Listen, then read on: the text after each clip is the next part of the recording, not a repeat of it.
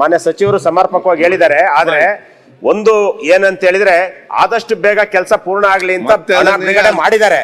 ಆದ್ರೆ ಸನ್ಮಾನ್ಯ ಸಚಿವರು ಬಂದಾಗ ನಾವು ಹೋದಾಗ್ಲೂ ಎಡಬಲಿಗಿಂತ ಮೇಲ್ಪಟ್ಟ ಇಂಜಿನಿಯರ್ಗಳು ಅದ್ ಪರಿಶೀಲನೆ ಮಾಡಕ್ಕೆ ಬರ್ಲಿಲ್ಲ. ಅಂದ್ರೆ ಅವ್ರಿಗೆ ಇರ್ತಕ್ಕಂಥ ದುರಾಂಕಾರ ಗೊತ್ತಾಗ್ತದೆ. ಹಾಗಾಗಿ ಮಾನ್ಯ ಸಚಿವರು ಅವ್ರ ಮೇಲೆ ಒತ್ತಡ ಹಾಕ್ಬೇಕು.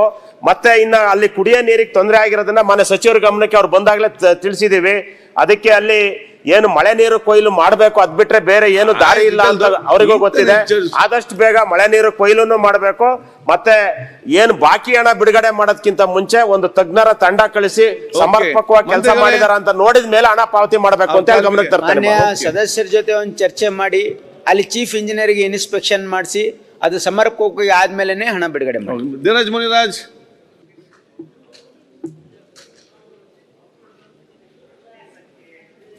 ಸಾವಿರದ 250 ಈ ಪ್ರಶ್ನೆಯನ್ನ ಮಾನ್ಯ ಆರೋಗ್ಯ ಮತ್ತು ಕುಟುಂಬ ಕಲ್ಯಾಣ ಸಚಿವರನ್ನ ಕೇಳಬಯಸ್ತೀನಿ. ಮಾನ್ಯ ಸಭಾಧ್ಯಕ್ಷರೇ, ಉತ್ತರವನ್ನು ಒದಗಿಸಲಾಗಿದೆ.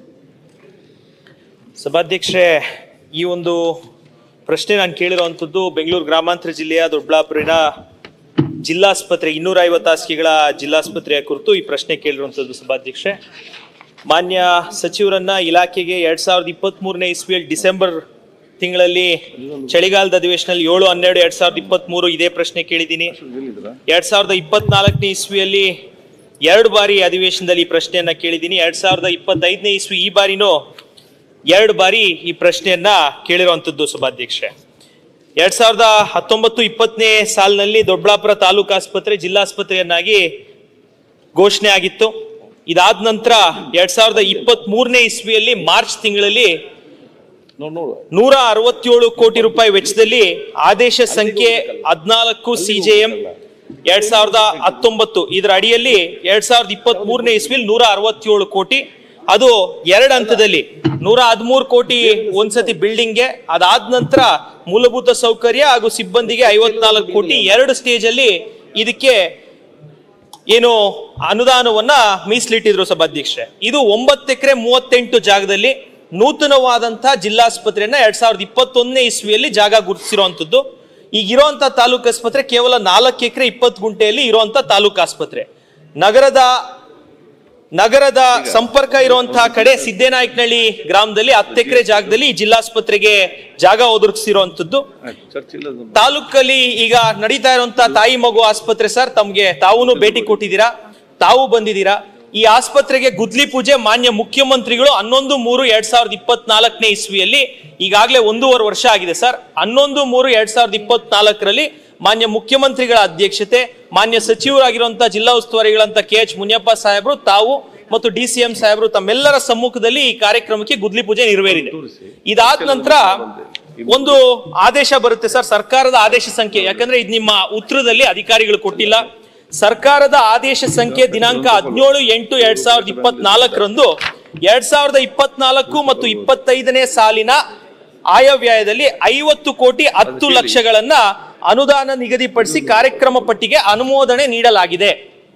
2024ನೇ ಇಸ್ವಿ 8ನೇ ತಿಂಗಳಲ್ಲಿ ಸರ್, ಇವತ್ತಿಗೆ ಕರೆಕ್ಟ್ ಆಗಿ 1 ವರ್ಷದ ಮುಂಚೆ ಅನುಮೋದನೆ ನೀಡಿ 50 ಕೋಟಿ ರೂಪಾಯಿ ಆಲ್ರೆಡಿ ಸರ್ಕಾರದಿಂದ ಕೊಟ್ಟಿದ್ದಾರೆ ಸರ್. ಆದ್ರೆ ಇವತ್ತವರೆಗೂ ಇಲ್ಲಿಗೆ ಟೆಂಡರ್ ಕರೆದಿಲ್ಲ, ಟೆಂಡರ್ ಪ್ರಕ್ರಿಯೆ ಶುರು ಮಾಡಿಲ್ಲ. ಇಷ್ಟರಲ್ಲಿ ಸರ್ ಇಲ್ಲ ಇದ್ರಲ್ಲಿ ಆದೇಶ ಒಂದು ಮಾಡಿದ್ದಾರೆ ಸರ್, ಇಲಾಖೆಯಿಂದ ಒಂದು ಆದೇಶ ಆಗಿದೆ.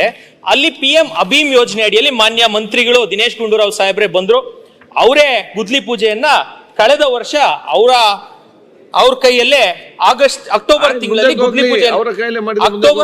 ಗುದ್ಲಿ ಪೂಜೆ ಮಾಡಿದ್ರು ಸರ್. ಅಭೀಮ್ ಯೋಜನೆಗೆ ಬಿಲ್ಡಿಂಗ್ ಕಟ್ಟಕ್ ಶುರು ಮಾಡಿದ್ರು. ಬಿಲ್ಡಿಂಗ್ ಕಟ್ಟಕ್ ಶುರು ಮಾಡಿ ಈಗಾಗಲೇ ಫಸ್ಟ್ ಫ್ಲೋರ್ ಸ್ಲ್ಯಾಬ್ ಮೋಲ್ಡ್ ಆಗಿದೆ. ಇಲಾಖೆಯಿಂದ ಅವ್ರಿಗೆ ವರ್ಕ್ ಸ್ಟಾಪ್ ನೋಟಿಸ್ ಕೊಟ್ಟಿದ್ದಾರೆ ಸರ್. CRN ಕನ್ಸ್ಟ್ರಕ್ಷನ್ ಅನ್ನುವಂತ ಕಾಂಟ್ರಾಕ್ಟರ್ಗೆ ನೀವು ಕಾಮಗಾರಿಯನ್ನ ಸ್ಥಗಿತಗೊಳಿಸಬೇಕು ಅಂತ ಹೇಳಿ PM ಅಭೀಮ್ ಯೋಜನೆ ಅಡಿಯಲ್ಲಿ ಕಾಂಟ್ರಾಕ್ಟರ್ಗೂ ಕೊಟ್ಟಿದ್ದಾರೆ. ಮಾನ್ಯ CM ಸರ್, ತುಂಬಾ ಇಂಪಾರ್ಟೆಂಟ್ ಇದೆ ಸರ್. ಅದಾದ್ಮೇಲೆ ಮಾನ್ಯ ಸಚಿವರು ಅವರ ಆಫೀಸ್ ಸಂಖ್ಯೆ 12/6/208 ಇದರ ಅಡಿಯಲ್ಲಿ 9/7/2025ನೇ ತಾರೀಕಂದು ಒಂದು ಆದೇಶ ಹೊರಡಿಸ್ತಾರೆ. ಈ 9 ಎಕರೆ 38 ಗುಂಟೆ ಜಾಗದಲ್ಲಿ ಕಟ್ಟೋದು ಬೇಡ, ಇರೋಂತ ತಾಯಿ ಮಕ್ಕಳ ಆಸ್ಪತ್ರೆಯಲ್ಲೇ 200 ಬೆಡ್ ಹಾಕ್ಬಿಡ್ತೀವಿ, ಇನ್ನು 50 ಬೆಡ್ ಕ್ರಿಟಿಕಲ್ ಕೇರ್ ಯೂನಿಟ್ ಇದನ್ನ ನಿಲ್ಲಿಸ್ಬಿಡಿ, ಅದನ್ನು ಅಲ್ಲಿ ಸ್ಥಳಾಂತರ ಮಾಡಿ. 4 ಎಕರೆ ಜಾಗದಲ್ಲಿ ಈಗ ಆಲ್ರೆಡಿ ತಾಯಿ ಮಗು ಆಸ್ಪತ್ರೆ ರನ್ನಿಂಗ್ ಇದೆ. ತಿಂಗಳಿಗೆ 300 ಬರ್ತ್ಸ್ ಆಗುತ್ತೆ ಸಭಾಧ್ಯಕ್ಷರೇ. ಇಡೀ ನಮ್ಮ 4 ಜಿಲ್ಲೆಯಲ್ಲಿ ಹೈಯೆಸ್ಟ್ ಬರ್ತ್ಸ್ ಆಗುವಂತ ತಾಲೂಕು ದೊಡ್ಡಬಳ್ಳಾಪುರ ತಾಲೂಕು ತಾಯಿ ಮಗು ಆಸ್ಪತ್ರೆ. ಇವತ್ತು ಔಟ್ ಪೇಷಂಟ್ ನಿಮ್ಗೆ ಮಾಹಿತಿ ತಗೊಂಡ್ರೆ ಸಾಹೇಬ್ರು 20,000 ಇದೆ sir per month OPD. Ajax company ಅವತ್ತು ಅವರು ಓಪನ್ ಮಾಡಿದ್ರು OPD ಸೆಪರೇಟ್ ಬ್ಲಾಕ್ ಸರಿ. ಈಗ ಇಲ್ಲ ಏನಾಗ್ಬೇಕು ಹೇಳಿ, ಇದನ್ನೆಲ್ಲ ನೀವು ಯಾಕೆ ಸರ್ 10 ಎಕರೆ ಜಾಗ ಯಾಕೆ ಬೇಡ ಅಂತ ಇದ್ದೀರಾ? ಅಷ್ಟನ್ನು ಕೇಳಿ ಅಲ್ಲ, ಅದನ್ನು ಬಿಟ್ಟು ನೀವು ಎಲ್ಲಾ ವಿಷಯ ಕ್ವಶನ್ ಅನ್ನು ಹೇಳಿದ್ರೆ ಸರ್ ಅದ್ರ ಜೊತೆ ಮನೆ ಉತ್ತರ ಹೇಳಿ. ಯಾಕೆ ಅದು 10 ಎಕರೆ 4 ಎಕರೆ ಹೋಯ್ತು? ಮಾನ್ಯ ಸಭಾಧ್ಯಕ್ಷರೇ, ಈಗ ಅದನ್ನು ಕೇಳಿದ್ರೆ ಬಿಟ್ಟು ಅವ್ರು ಹೇಳಿದಾಗೆ ಅವ್ರೇನು ತಪ್ಪೇನು ಹೇಳಿಲ್ಲ. ಅವರು ಬಹುತೇಕ ಎಲ್ಲವನ್ನು ಸರಿಯಾಗಿ ಹೇಳಿದ್ದಾರೆ. ಧೀರಜ್ ಮುನ್ರಾಜ್ ಅವರು ಏನಂತೇಳಿ ಹಿಂದಿನ ಆಡಳಿತಾತ್ಮಕ ಅನುಮೋದನೆ ಆಗಿತ್ತು. ಆಮೇಲೆ ಈಗ ಅದಕ್ಕೆ ಪರಿಷ್ಕೃತ ಅಂದಾಜು ಏನಾಯಿತು ಅಂತ ಹೇಳಿದ್ರೆ 193 ಕೋಟಿ ರೂಪಾಯಿ ಆಯಿತು ಈ ಜಿಲ್ಲಾ ಆಸ್ಪತ್ರೆ ನಿರ್ಮಾಣ ಆಗೋದಕ್ಕೆ ಅಂತ. ತದನಂತರ ಏನಾಯಿತು ಅಂತ ಹೇಳಿದ್ರೆ ಇಷ್ಟು ಬೃಹತ್ ಮೊತ್ತ ಆಯ್ತಿದ್ದು. ನಾವು ಅಲ್ಲಿ ಇನ್ನೊಂದು ಕ್ರಿಟಿಕಲ್ ಕೇರ್ ಬ್ಲಾಕನ್ನು ಕೂಡ ಮಾಡೋದಕ್ಕೆ ಅದನ್ನು ಕೂಡ ಅನುಮೋದನೆಯಾಗಿ ಗುದ್ಲಿ ಪೂಜೆನೂ ಮಾಡಿದ್ದು. ಇದಕ್ಕೆ ಆಡಳಿತಾತ್ಮಕ ಅನುಮೋದನೆ ಆಗಿತ್ತು.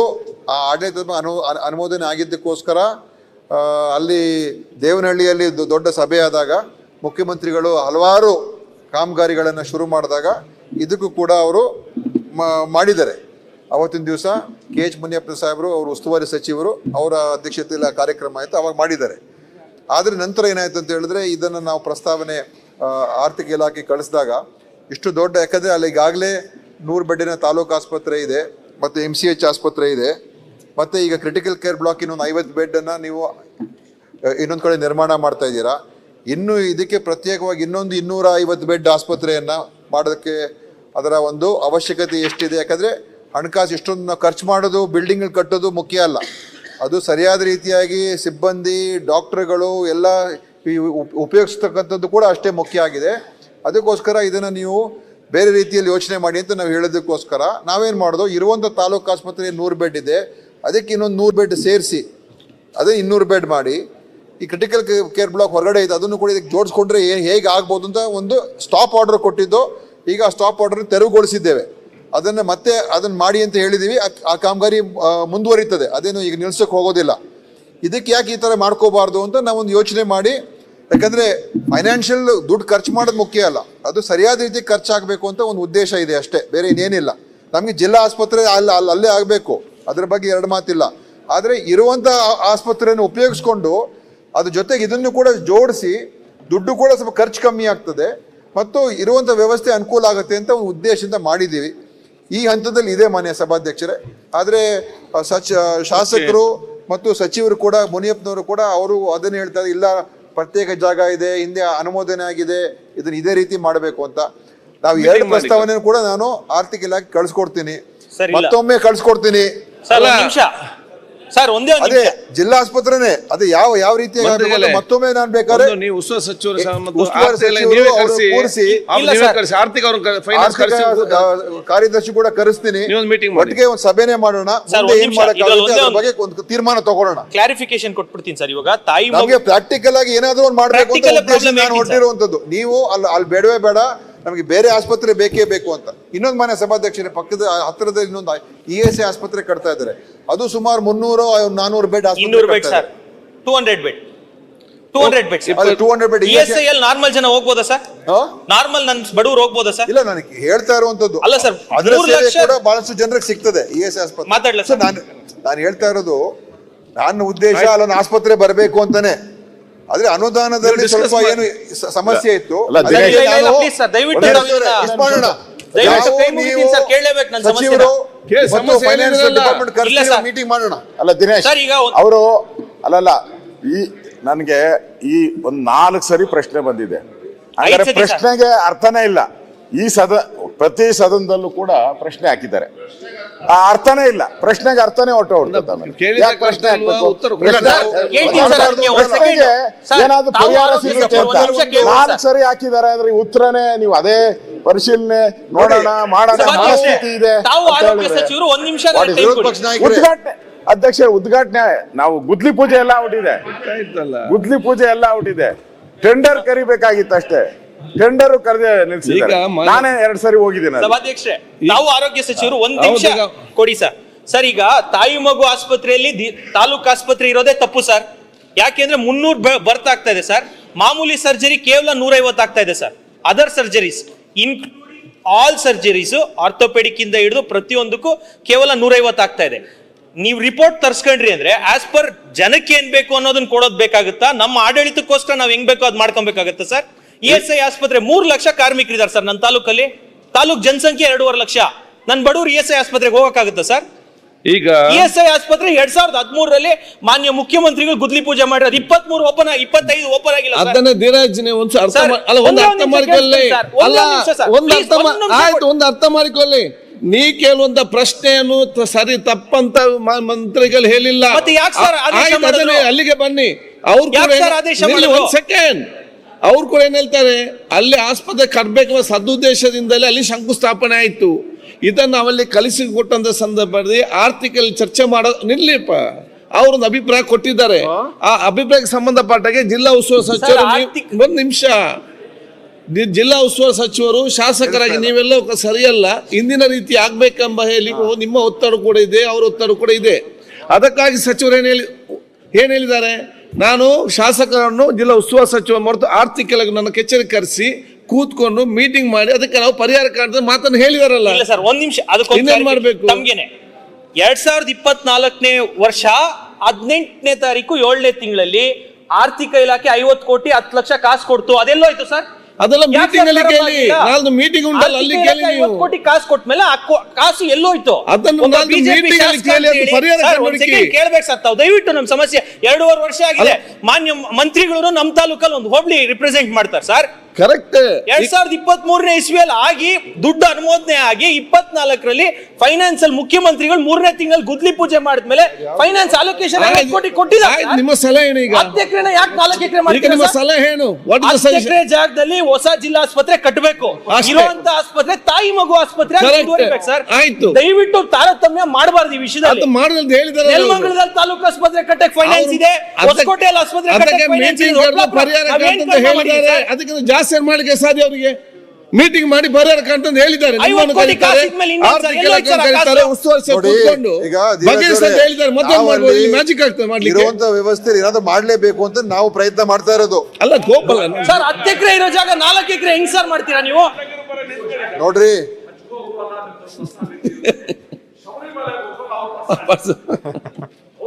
ನೋಡಿ ಕೋಪ ಮಾಡ್ಕೋಬೇಡಿ. ನಮ್ಗೆಲ್ಲರಿಗೂ ಇದಕ್ಕೆ ಕೂಡ ಮಾತೇ ಸುಮ್ಮನೆ ಇರ್ಲಿ. ಸರ್, ಒಂದೇ ಒಳ್ಳೇದು. ನಿಮಿಷ ಹೇಳ್ತೀನಿ ಸರ್. ಇದಕ್ಕೆ ಪ್ರಾಬ್ಲಮ್ ಹೇಳ್ಬಿಡ್ತೀನಿ ಸರ್. ಒಂದು ಈಗ ಧೀರಜ್ ಅವರೇ, ಈಗ ನೋಡಿ ನಾವು ಎಷ್ಟು ಚರ್ಚೆ ಮಾಡಿದ್ರು ಅಷ್ಟೇನೆ. ನಾವು ಪ್ರಸ್ತಾವನೆಯನ್ನ ಮಾಡಬೇಕು ಅಂತಾನೆ ಎಷ್ಟೇ ಚರ್ಚೆ ಅದು ಅಷ್ಟೇ ಬಂದು ನಿಲ್ತದೆ. ಫೈನಾನ್ಸ್ ಡಿಪಾರ್ಟ್ಮೆಂಟ್ ಹೇಳಿದ್ರು ಇಷ್ಟೆಲ್ಲ ನೀವು ಖರ್ಚು ಮಾಡಿ ಈಗ 250 ಬೆಡ್ ಪ್ಲಸ್ ಇಲ್ಲೊಂದು 150 ಬೆಡ್ ಅಲ್ಲೊಂದು 50 ಬೆಡ್ ಒಟ್ಟು 500 ಬೆಡ್ ಆಗ್ತಾ ಇದೆ. ಇಲ್ಲ ಸರ್, ಇಲ್ಲ ಸರ್, ಇಲ್ಲ ಸರ್. 250 + 50 ಕ್ರಿಟಿಕಲ್ ಕೇರ್ ನೀವೇ ಕೊಟ್ಟಿರೋ ಸೆಂಟ್ರಲ್ ಕ್ರಿಟಿಕಲ್ ಅದನ್ನ meeting ಅಲ್ಲಿ ಮಾಡಿ. ಆಸ್ಪತ್ರೆ ತಾಲೂಕು ಆಸ್ಪತ್ರೆ ಎಲ್ಲ ಕಂಬೈನ್ ಮಾಡಿದ್ರೆ ತಾಲೂಕು ಆಸ್ಪತ್ರೆ ತಾಯಿ ಮಗು ಒಟ್ಟಿಗಿದೆ ಸರ್ ಈಗ. ಕರೆಕ್ಟ್. ಅದೇ ಮಂತ್ರಿ ಒಂದು ಹೇಳ್ತಾರೆ. ಮೀಟಿಂಗ್ ಮಾಡಿ ಅದನ್ನ ಬಗೆಹರಿ ಸಮಸ್ಯೆಯನ್ನು ಅವ್ರ ಭಾವನೆಗಳನ್ನ ಅರ್ಥ ಮಾಡ್ಕೊಳ್ಳಿದೆ. ಕಮ್ಮಿ ವೆಚ್ಚದಲ್ಲಿ ಮಾಡ್ಕೊಳ್ಳಿ ಅಂತ ಹೇಳಿದ್ರು. ಇಲ್ಲ ನಾವು ಸರ್, ಕಮ್ಮಿ ದಯವಿಟ್ಟು ವೆಚ್ಚದಲ್ಲಿ ಮಾಡೋದಕ್ಕೆ ಇರುವಂತ ತಾಲೂಕು ಕಮ್ಮಿ ಆಸ್ಪತ್ರೆ ವೆಚ್ಚ 100 ಬೆಡ್ ಯಾಕೆ ಇನ್ನೊಂದು 100 ಬೆಡ್ ಕಟ್ಟಿ ಮಾಡೋಣ ಅಂತ ನಾವು ಪ್ರಪೋಸಲ್ ಮಾಡಿದ್ವು, ಕಟ್ಟಬೇಕು ಅಂತಾನೆ. ಈಗ ಅವ್ರು ಅದಕ್ಕೆ ಒಪ್ತಾ ಇಲ್ಲ, MLA ಅವ್ರು ಒಪ್ತಾ ಇಲ್ಲ. ಆ ಕಾರಣದಿಂದ ನಾನು ಏನ್ ಹೇಳಿದ್ದೀನಿ, ಮೀಟಿಂಗ್ ಮಾಡಿ ವಿಸಿಟ್ ಮಾಡಾಗಿದೆ, ನೋಡಾಗಿದೆ, MCH ಆಸ್ಪತ್ರೆ ನೋಡಿದೀನಿ, ಕ್ರಿಟಿಕಲ್ ಶೆಟ್ಟಿ. ಪೂಜೆ ಮಾಡಿದ್ದೀನಿ, ಸರ್, ನಿಮಿಷ ಸರ್, ಎಲ್ಲ ಮಾಡಿದ್ದೀನಿ. ಇಲ್ವಾ? ನನ್ನ ಅಭಿಪ್ರಾಯ ಏನಂತ ಹೇಳಿದ್ರೆ, ದಯವಿಟ್ಟು ತಮ್ಮ- ಅಲ್ಲಲ್ಲ, as a- ನಾನು as a ನಮ್ಮ minister. ಉಸ್ತುವಾರಿ ಸಚಿವರು ಶಾಸಕರು FD ಅವ್ರನ್ನ ಕರೆಸಿ ಒಂದು ಸಭೆ ಮಾಡಿ ಸರ್, ಒಂದು ಅಂತಿಮ ತೀರ್ಮಾನ ಇಲ್ಲಪ್ಪ. ತಗೊಳ್ತೀವಿ. ಓಕೆ, ಒಂದ್ ಮೀಟಿಂಗ್ ಮಾಡ್ತಾರಂತ ಅದನ್ನ ಸರ್, ಬಜೆಟ್ ಅಲ್ಲಿ ನಾವು 17,473 ಕೋಟಿ ಹೆಲ್ತ್ ಅಂಡ್ ಫ್ಯಾಮಿಲಿ ವೆಲ್ಫೇರ್ ಕೊಡ್ತೀರಾ ಸರ್? ಕ್ಯಾಪಿಟಲ್ ಔಟ್ಲೆ ಕೇವಲ 1,230 ಕೋಟಿ ಅವ್ರು ಕೊಟ್ರೆ ಎಲ್ಲಿ ಸರ್ ಕೊಡಕ್ಕಾಗುತ್ತೆ? ನೋಡಪ್ಪ, ನಿಮ್ಗೆ ಅದೆಲ್ಲ ಅದೆಲ್ಲ ಇದು ಯಾಕೆ ಬೇರೆ ಬೇಕ್ರಿ? ಸಬ್ಜೆಕ್ಟ್, ಹೊಸ ಕೆಲಸ ಈಗ. ಕೊಟ್ಬಿಡಿ ಸರ್, ನಾನ್ ಆ ಕೇಳಲ್ಲ. ಬಜೆಟ್ ಏನ್ ಆಯ್ತು, ಮಾಡ್ಬೇಕು ಯಾಕ್ ಮಾಡ್ತೀವಿ. ಬೇಕು ಅಂದ್ರೆ ನಾನು ಕೇಳ್ಬಾರ್ದಾ ಸರ್? ಬಜೆಟ್ ಎಲ್ಲ ಬರೋ ಏನ್ ಶೆಟ್ಟಿ, ಮಾಡ್ಬೇಕು, ಯಾವ ರೀತಿ ಖರ್ಚು ಆಯ್ತು, ಮಾಡ್ತೀವಿ, ಬಿಡು, ಅದಕ್ಕೆಲ್ಲ ಜಾಸ್ತಿ ಹೋಗ್ಬೇಡಿ ನೀವು. ಮಾತಾಡ್ಬೇಕಂತ ಇಲ್ಲ, ನೀವು ಇದೆಲ್ಲ ಗೊತ್ತಿದೆ ವಿಚಾರ. ಅಷ್ಟೇ ಸಾಕು. ಭರತ್ ಶೆಟ್ಟಿ. ನ್ಯೂಸ್ ಫಸ್ಟ್ ನಿರ್ಭೀತಿಯಿಂದ ನಿಮ್ಮ ಪರವಾಗಿ.